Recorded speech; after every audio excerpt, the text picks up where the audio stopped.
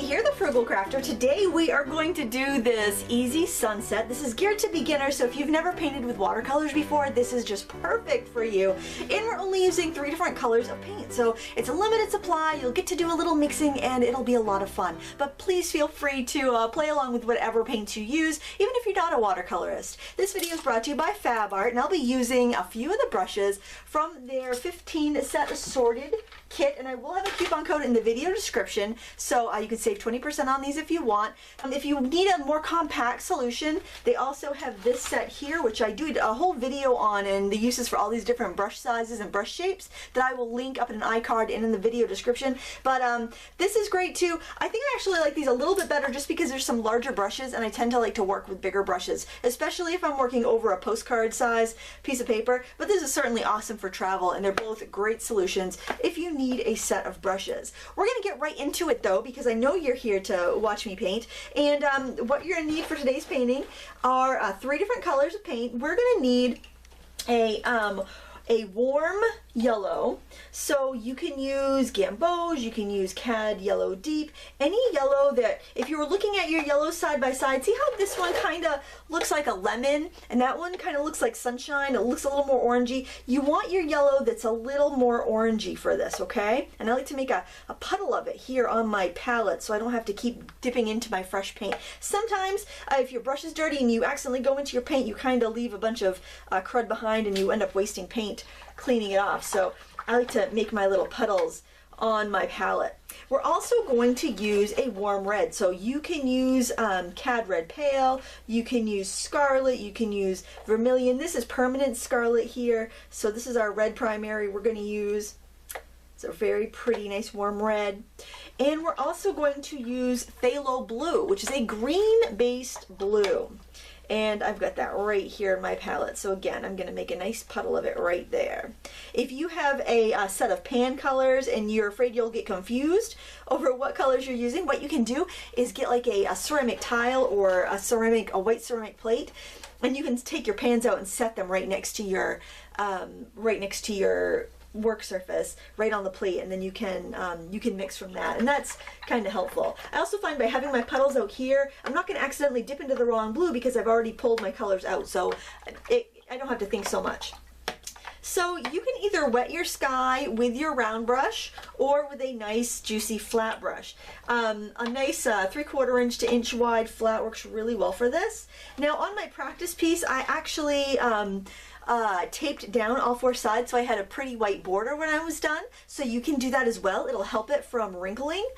For this though, I just clipped it down to the backing of my watercolor pad. So I'm wetting about 1/3 of the paper, just the top third.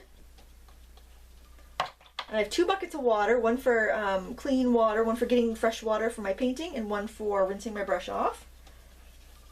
And then you just kind of look and make sure it's shiny. And you're also going to need a paper towel handy for lifting, and I'll show you that technique in just a second. And we're going to start off by grabbing some of that nice bright yellow, and we're going to apply it up here into the corner. And we're going to work it over. Now these brushes that I'm using here are great for watercolor and gouache or acrylic craft paints. Any acrylic paint that's not too thick. I think the bristles are a little soft and absorbent for like really high viscosity paint. So just kind of keep that in mind if you are shopping. I want to make sure you get the right kind. I personally don't like synthetics too much with oils unless they are a special breed meant for oils, because I just find they kind of are a little harsh on the brushes, and sometimes they don't. I think the solvents kind of tear them up a little bit. So now I'm going to mix a little bit of this warm red into my yellow, and I'm going to add that down here near the horizon line, and since everything's wet still, it's going to mix and blend, and that's what we want it to do. Alright, so as long as you keep that paper wet as you're working, you're not going to get any weird blooms or cauliflowers, because everything can kind of blend together because everything's wet. I feel like I want a little more color and pigment here, so what I'm going to do is clean my brush off. I'm going to go ahead and grab a little bit more of that yellow, I'm going to grab a little bit more of that red, and I'm going to add some more of this in here, and just kind of let it blend with these other colors. And I don't care if it's not a perfectly smooth blend, because because it'll kind of give me the illusion of, like, if I get a little bit of color backwashing, it'll give me the illusion of like some soft clouds that are being lit up by the sunset. Now, something I like to do is just kind of tap it, and sometimes I'll shake it a little bit and get that color to float around. If I feel like it's still not blending enough for me, then I will just go back in and add a little more pigment. So you can play with this while it's still wet and get the blend that you want. Once it starts to dry though, you're really going to want to leave it alone and let it kind of just even out. I think I'm going to put a little more yellow in there since I've been working this area so much. If my yellow area starts to dry, then it's going to give me some streaks. Okay.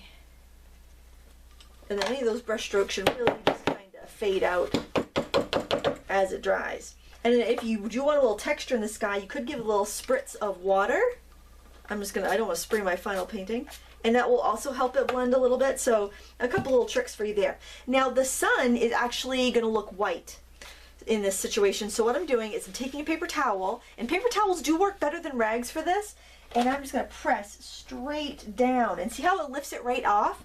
Never rub your paper because that can make little pills. It's not such a big deal if you're using like a really expensive 100% cotton heavily sized paper, but if you're using a student grade paper, which is like what a lot of us start out on, those cellulose papers, and that's what this is. It's Fabriano Studio, which is 75% cellulose and 25% cotton. It's just not gonna, if you start rubbing it, you're gonna mar the surface of the paper, and you don't want to do that.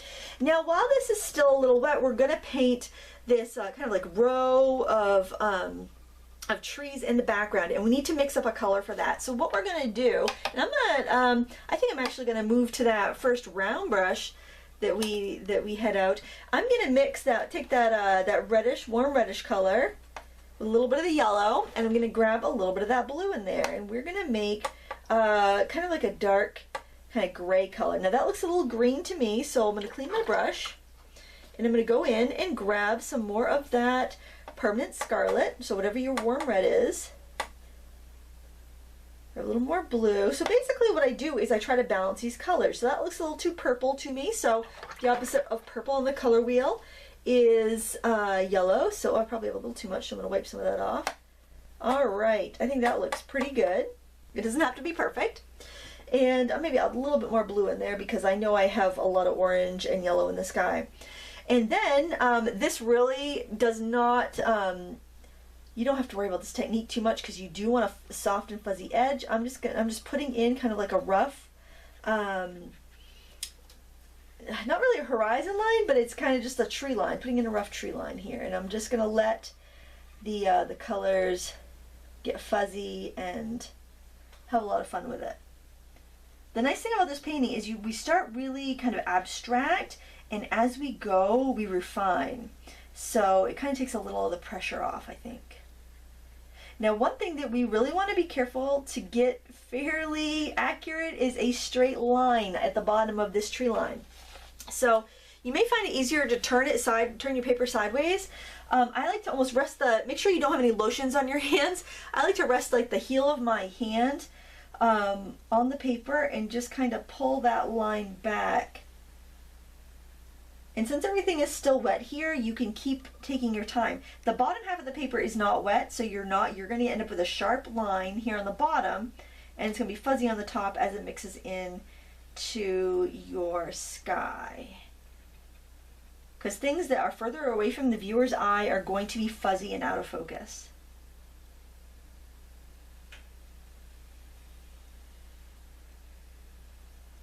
Now I think that looks pretty straight. I gotta look at it this way. Maybe sometimes I'll flip it around and show it the other way. Now this, of course, I can't put my hand across that now, but I feel like it's dipping up a little bit in the center, so I'm just gonna try to flatten that out a little bit.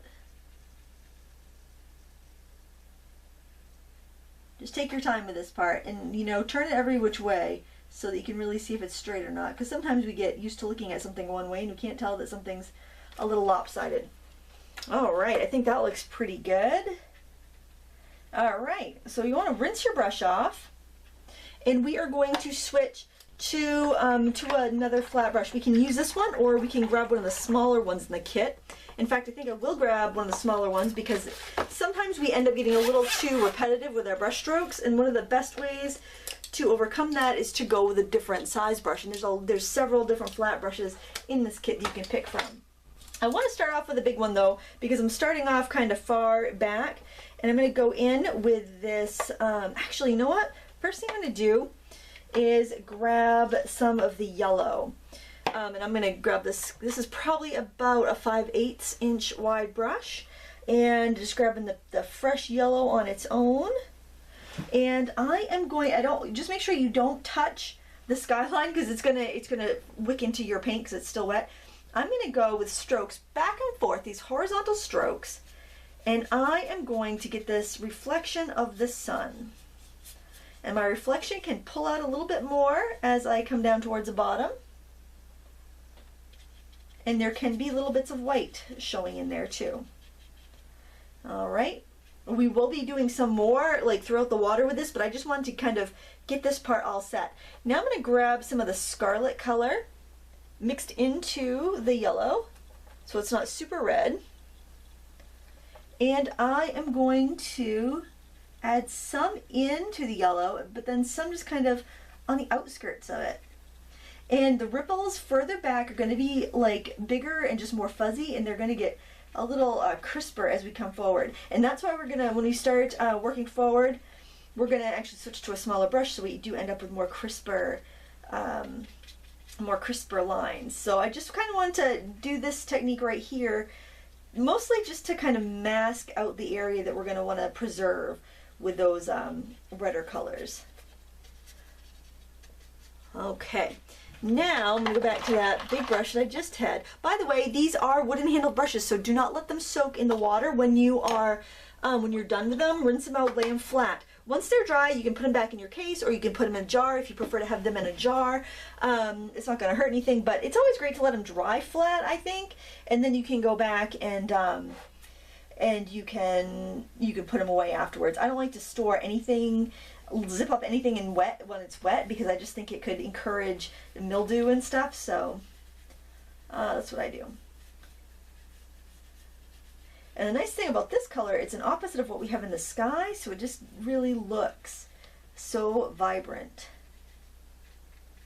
Pulling a little bit of that in. Be careful not to really overlap the yellow too much, or you're going to get green. And I'm leaving a little bit of a gap between the sky so I don't get a back run. Some of the area is a little darker though, so I will pick up some of that mixed gray that had all those three colors in it and add a little bit, because this here is going to be reflected in the water, so we do need it a little bit darker up here. But I don't want to just have black water. I want to have a little bit of life to it. And you can always, if you decide you don't like that little stripe of light, you can always go back in and cover that over later. Now I'm thinking that my strokes are a little big, so I'm going to be done with this brush, and I'm going to switch. I think I'm actually going to go down a couple sizes to this. This is probably about a 1/2 inch flat there. Very handy size to have, great for side loading. There's also an angular brush in this kit that's a perfect size for doing side loading, which is a technique I find extremely useful. So here I'm going to leave a little bit of a gap, and then I'm going to do the same thing again with the blue. Alright, so I'm going to keep using these colors until I don't need them anymore. And I am just doing those kind of tap and swish type of technique here. And if you're having a hard time, if you're getting like bendy strokes, you're not getting like straight across, you might want to stand up and look straight down as you do it, so that way you're painting from your shoulder, not from your elbow. I know that I'm much more comfortable painting standing up, but when I'm working in my office and filming in my office as opposed to downstairs in my studio, I have to sit down when I work. And then I think with a technique like this, you can really see if you're painting from your elbow, or you're painting from your from your shoulder. You really want to go from your shoulder. And then as I get down here, I'm going to hold my brush more at a 90-degree angle so I can get tinier little ripples, because your ripples are going to be more in focus towards the bottom of the painting. This whole painting we're only using 3 colors, okay? So try not to dip into your black or dip into any other convenience colors, because your painting's going to look better if you limit your palette. And if you're new, you're going to learn a lot about color theory, and it's really going to help you grow as an artist. All right, so now what we're going to do is we are going to we're going to water down some of that red on its own, that Scarlet. I'm going to put it over here. I want to water it down so it's almost like a peach color. It's going to be like kind of a peachy pink color, okay? And I'm going to be adding some yellow to this, but I do want to just kind of get that in there. And I can even mix some of that in with that blue, and it will give me a very muted lilac color, but I think it looks kind of pretty because it can kind of knocks down some of the blue where it's a little bold and just looks kind of natural, I think. But you do need to clean your brush after you've been getting into the blue, because when you go back up to do this next part here, you don't want to have that blue in there. And you can have a little bit, you can press down on your brush a little bit more. These ripples, the lighter color ripples are not going to be as intense as the darker ones. So you can kind of scrub them in a little bit and let them blend. So you don't want it to look like stripes. A little bit more pigment in there. It's a pretty strong color, so I'm just trying not to get overwhelmed with it. Your warm reds are generally pretty strong. We have a warm red and a warm yellow. Sometimes when you're mixing warm colors, it gets a little muddy, so we do need to be aware of that and be careful of that. And now we are going to grab the yellow on its own. Not too much water on your brush, just because you want to kind of control how much it flows. And we're going to pull some of that yellow. And I didn't mix it out into orange because I know it's going to do a little mixing on its own. We're going to pull some of this yellow out over the pink color. And if you get into the blue, don't worry, just clean your brush off and reload. You just want to make sure you have these colors integrating with one another so they don't, so they don't look like they're all separate. They need to all be part of the same composition. And you get a nice sharp chisel with these brushes. And now we're going to go in with the red on its own, but less water. So what I'm going to do here is just pick up that red, maybe blot my brush a little bit, get any extra moisture off. And just very gently, lightly tapping this color in because it's so strong that I don't want to let it overtake anything. And you can always stop at any time and let your painting rest and come back to it later and decide what you like, if you want to do more water and more color in the water. I will tell you this is a very forgiving piece, so don't worry, you're not going to mess it up. I don't think it's possible to mess this painting up. Okay, at this point, we just need to let this dry, and then we're going to come back and we are going to paint the reeds and grasses over the background. Okay, the background is dry. Now at this time, if you think you want more color in the water, you want to do it now and let it dry again before proceeding on to the next step. I think this looks fine, so I'm just going to go ahead and start mixing my color for the next portion of the painting. I'm going to mix with a flat brush because a flat brush is a little more resilient than a round brush, and it also holds less water. So I know that I'll be able to mix a darker color, and that's really what we need. And we're going to do those same three colors that we've been using. I'm going to start off with my Scarlet Red. I just want enough water on my brush so that I can kind of get it out of the pan. And you want to mix up quite a bit because you want enough to finish this next step. If you have to stop and remix, it might be difficult to get the exact same shade that you've been working on. Alright, so then I'm going to scrape any extra paint off of my brush so I don't waste it. I'm going to rinse, and then I'm going to go in and get some of this Pthalo Blue, same blue we've been using. And those two colors on their own, honestly, look pretty dark. I don't think I really need to add any yellow in it. And I'll try to pick up what I have there. I think I need a little more water just because it seems like it's really thick. It has to be kind of the consistency of whole milk.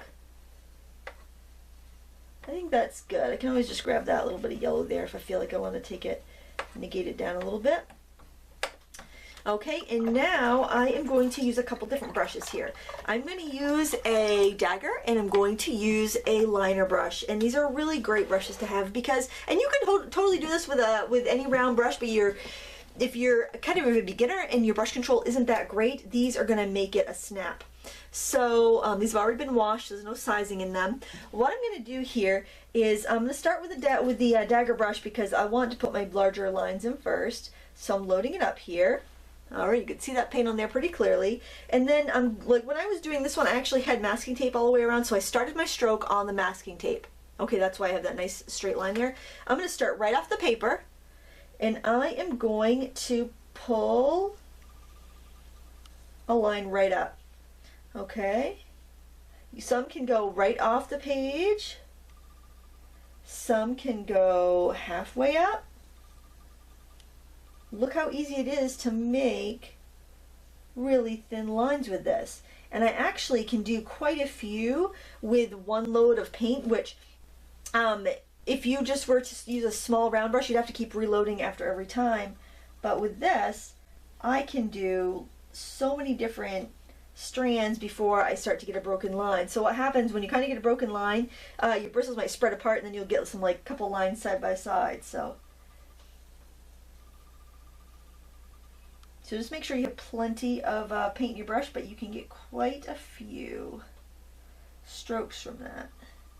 And if I use the liner, which is this guy right here, I could probably still get 3 or 4 stripes from that just because it has longer bristles. The longer your bristles, the more paint it's going to hold.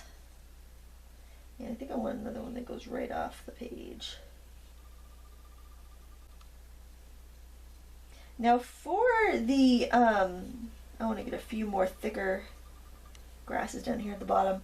I want to put some little tufts on some of the tops of the grasses so they're kind of like wheat. And I also can put a few like little thicker grasses that kind of have little little leaves coming down. There we go. So I could do a couple different things. I could, and you can practice this on a scrap of paper if you're afraid. That's a great thing to do until you get used to it. So one thing I can do is just kind of go in with my liner. You want to turn your paper so it's comfortable, and then just put in a bunch of little tufts like that. This will also be really pretty with some palm trees. You know, you could do like palm tree silhouettes if you wanted to. So I can do this really easily with a liner because it does hold enough paint that I don't have to keep reloading. Or if I'm careful, I'm just going to try it on a scrap of paper first. I could do a couple little, I don't think I like that so well because I'm getting more of a straight, I'd have to do that the same way. I think the liner is better for this one because you still have to paint it in the same way and you don't have as much control. So I'm going to clean that brush off and just set it aside and go further with the liner brush. If you find that your paint is not flowing, you might need to add a little bit of water to your mix. Like if you get your paint too thick or it just kind of dries out on you because it's winter and you guys have your heat on and it's just the air's dry, you might want to do that. You don't have to put these on every one of the grasses. I don't think you should. It's going to make it look kind of too fussy if you do that. I like to start the stroke and from the stem and pull it out, but you could start it off the stem and pull it in. I think it's a little easier to do it from the stem out because you tend to lift up on your stroke and it gets naturally a little bit thinner. But really, this is all there is to this painting, and I think it's so much fun. I did this with my adult students at the library, and the reason I chose this is because we'd had quite a break between classes, and I didn't know if they had picked up our brush in between classes, so I figure if we do this, it's a great high success project, and everyone would have a good time with it. I was just experimenting with a liner doing this. I have to say I like the sword better for that because the sword carries more water and more paint and it's a little firmer, so I can get more strokes. So I would definitely recommend the sword, or dagger rather, sword has longer bristles. The dagger brush for this, because it's because you can just go so much further with it. And just remember, when your stroke starts to break apart, if it starts to look like that, where you can see kind of a little white sparkle in between, that's when you need to reload.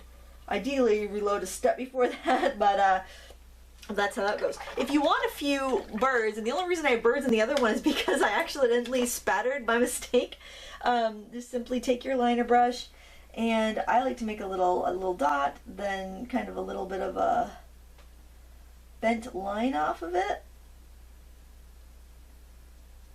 And it looks like you got some gulls going. And if you want to spatter some color on there, you can. You don't have to. I think I'm going to leave this as it is. I did spatter this one if you want to see in comparison. They're really not that bold because I did blot some of them so they wouldn't be really dark. But there you have it. I'll show you this set of brushes one more time as I put them away. They are a white synthetic brush. They are going to stain. That's not a fault of the brush. It's just kind of nature of the beast. But it's a really wonderful assortment if you're looking for an all-inclusive brush set for watercolors or soft body acrylics. And again, I will show you this set because this is really fun and it's a really wonderful gift. It's useful because you have 12 different brush heads and you've got 3 different handles. So it's compact for travel, or just if you have a tiny little space to paint, you just need a tiny little area. You know, you want to have a lot of usefulness in a tiny little package. This is great. I like having every brush having its own handle, especially for painting in the studio personally. So my pick would be the other ones, but this is just so darn cute. And I do have a video on this particular set and also how to use all these different shapes, because there are some shapes unique in this kit that are not in that kit, because you have a couple different sizes of each of the shapes in the bigger kit, but there are a few unique ones in here, which would be really handy for decorative painters. There's a fur, like a rake brush for fur, a cat's tongue for getting a varied width line. You got a deerfoot stippler, which is great for foliage. So, you know, if you are a decorative painter, if you like to go to tool painting classes, this would probably be a really great set for you as well. I hope you enjoyed this. I hope you give this a try. Please feel free to teach a friend to paint. Use this project and teach a friend to paint. I have no problem with that. I think the more we spread the love of art, the better it is for everyone. Please give this video a thumbs up if you enjoyed it. Check out our sponsor Fabart, and if you do decide to order any of these brushes, do use the coupon code in the video description to save you 20%. I think they retail for $25 a set or so, and that'll save you 20%, so that's a pretty sweet deal. Thank you so much for watching. Until next time, happy crafting.